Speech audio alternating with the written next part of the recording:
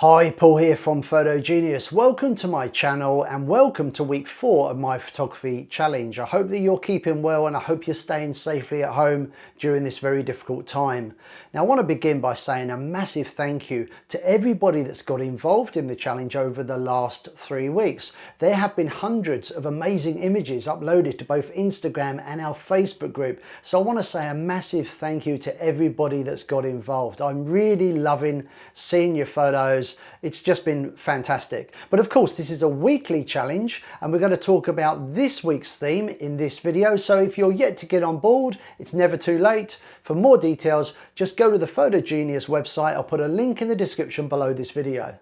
So the theme for this week's challenge is depth of field, and the hashtag for this week is PG4 because it's week 4. Please make sure you use the hashtag, particularly if you're posting to Instagram, otherwise I can't see your photos.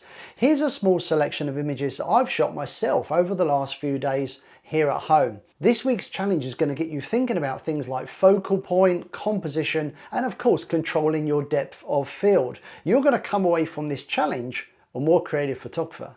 So what exactly is meant by depth of field? Well, depth of field is the area or portion of your image in which things are acceptably sharp and in focus.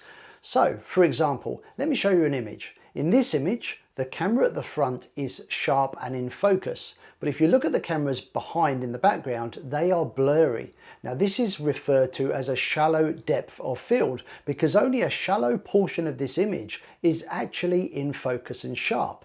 But if we look at picture number 2, once again the camera at the front is in focus and sharp, but now the cameras in the background are also in focus and sharp. This is known as a deep or extended depth of field because the area that is in focus and sharp is now deeper or bigger or extended. Use whatever term you like.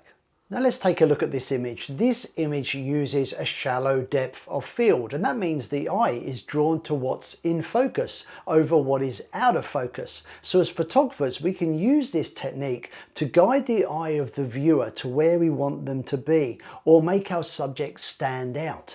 So this is a very popular technique, particularly with portrait photographers. But of course, some photographers will want everything to be sharp and in focus. Think about landscape photographers or maybe product photographers or architectural photographers. They want everything to be sharp, so they wanted deeper or extended depth of field. And of course, it's good to know how to do both. And that's why we're doing this challenge.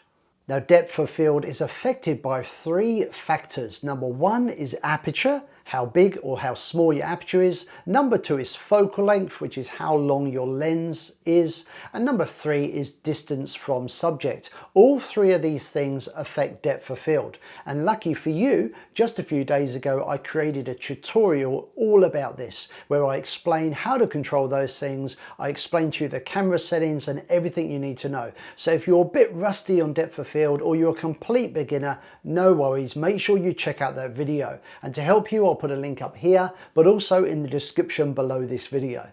So I really hope you will consider joining us on this week's photography challenge. It'd be great to have you on board. And don't forget, for more details, just look below this video for a link to the Photo Genius website. If you've enjoyed this video, please consider giving us a thumbs up. It makes a big difference to us. Consider subscribing to the channel if you're not already subscribed. New tutorials posted every single week. And of course, you can leave your comments, questions or suggestions down below. I hope to see you again very soon. Stay safe, stay at home. See ya. Bye.